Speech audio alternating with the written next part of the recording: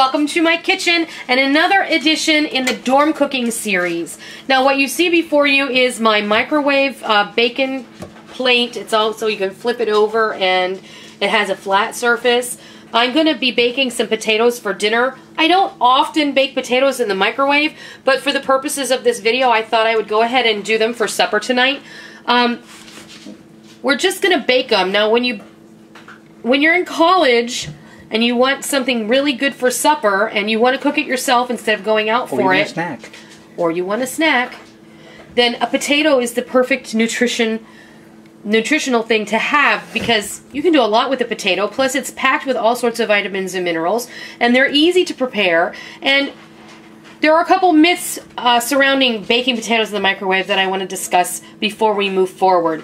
All I have done is washed and scrubbed these potatoes under warm running water, and I just set them right here on the ridged part of this microwave cooking plate. You don't have to prick these with a fork. A lot of people seem to think that you have to poke holes in the potato in order to avoid an explosion. The potatoes are not going to explode. Potatoes are already porous, and they don't need to be poked with a fork. They will not explode in your microwave. I would almost guarantee it, unless there's some other situation that has caused the potato to erupt. But what I am going to do is I am going to go ahead and put my dome cover over this plate, which it fits perfectly. And a lot of people ask me where I got this at Walmart. It was $1.98. It already has little holes in it to facilitate venting the steam, and you can just stick this right in your microwave. If you are one person and you are cooking one potato that is approximately this size, it's about the size of my hand, this is 5 minutes to cook, okay? And I have a carousel in my microwave, so it's going to automatically rotate, but it's not necessary that you have one. For every additional potato that I'm going to do, I'm going to add approximately 2 minutes.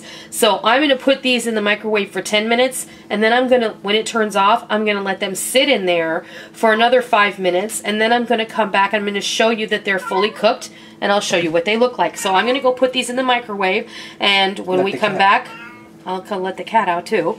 I'll come back and I'll let you see what they look like. Okay, our microwave are out of the potatoes. Oh my goodness. Our potatoes are out of the microwave.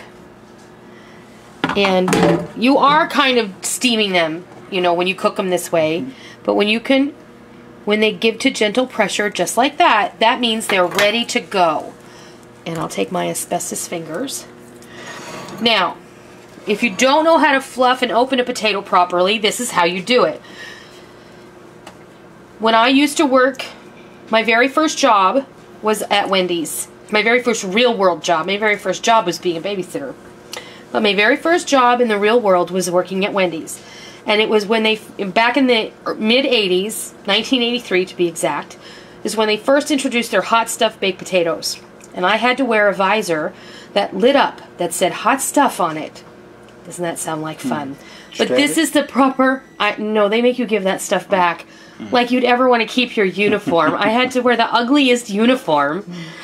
The way that you fluff a potato. And they used to have this really cool tool that I don't have right now. But I'm going to use a fork. I'm going to show you. If you take your fork and you just stab it several times right down the center... Okay, I'm going to get a paper towel because this is really hot. Okay, well, let's see. You can take your fingers and you give it a squeeze, and then you can just take your fork and fluff it. And then you can fix it however you want. And then you put your butter, your sour cream. If you're doing a stuffed baked potato, and you're living in a dorm, I might suggest simple things like maybe some turkey meat and some cheddar cheese and maybe some bacon. Or if you have a meal ticket and you have access to the salad bar at the food court on your meal ticket, then you can go to the salad bar. Instead of looking at it as a salad bar, look at it as an ingredient bar.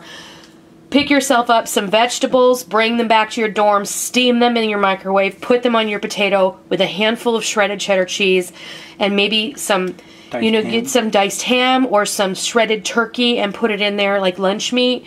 And then you've got a meal in a bowl, and it's really simple, and it only took you 5 minutes to cook your potato, or so, depending on the size of the potato.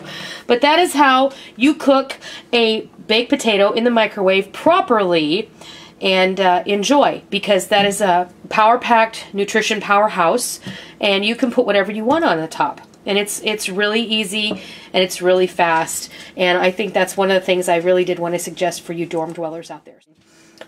So here we have our properly split and fluffed potato, and now we're going to show you how Rick is going to take his for supper tonight. Think outside the box when you are living in a dorm or in a hotel room, or you're away from home for work and you have limited resources. We bake the potato in the microwave. Most hotel rooms today have microwaves and mini fridges. You can easily bake a potato in your hotel room. You can buy pre-cooked bacon. You can zap it in the microwave for a few seconds to get it hot. You can break it up with your fingers. You can buy pre-shredded cheese. You can get sour cream in small containers. You can get them in little individual containers. You can even buy small frozen containers of vegetables that are single serving, and you can just pop those in the microwave and you can dump them right on your potato.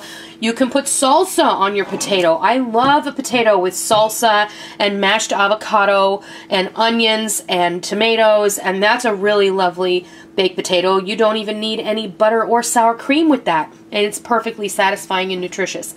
But tonight Rick is going to take his as a bacon and cheese with sour cream. And what we have here is our potato, and I'm just going to go ahead and put some shredded cheddar on there. That's about 2 tablespoons. I'm going to put a little bit of bacon. That's about a tablespoon of crumbled bacon, or two strips. And I'm going to put a scoop or 2 ounces of sour cream. And that is a perfectly delicious and nutritious meal. And it was easy to make. It took less than 10 minutes. And you're ready to eat, and it didn't cost you an arm and a leg. You didn't have to go out except to the grocery store, and perhaps if you're away from home and living in a hotel room for a certain amount of time and only have those resources to cook, or if you're living in a dorm, you already have these things planned out. Hopefully you do, because it will save you time, effort, and money. And it's a whole lot better than ramen. It is a whole lot better than ramen. And you know what? It doesn't really cost that much more than ramen. We're going to go ahead and stuff another baked potato. You can see I have opened it, fluffed it up with a fork, and I put a couple of pats of butter in there because this is going to be mine, and this is how I prefer to have mine. So, my favorite way to have a baked potato is with a little bit of butter, salt and pepper, broccoli, and cheese. This is my favorite way to have a potato. I also love a stuffed chili cheese baked potato. I love them with salsa and mashed avocado or guacamole.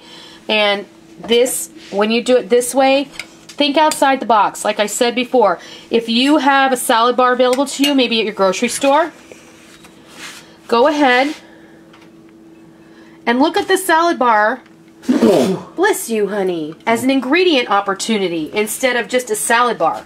Take some of those veggies home with you, put them in your fridge, and then use them to steam them up for a little microwave stir fry, or stuff them in a baked potato just like this. So, that is my super delicious broccoli and cheese stuffed baked potato with a little butter and a little sour cream. It's going to fill you up. It's going to satisfy you. It's not going to cost a lot of money, and it's not going to take a lot of time to make. So, and better than ramen. And way better than ramen.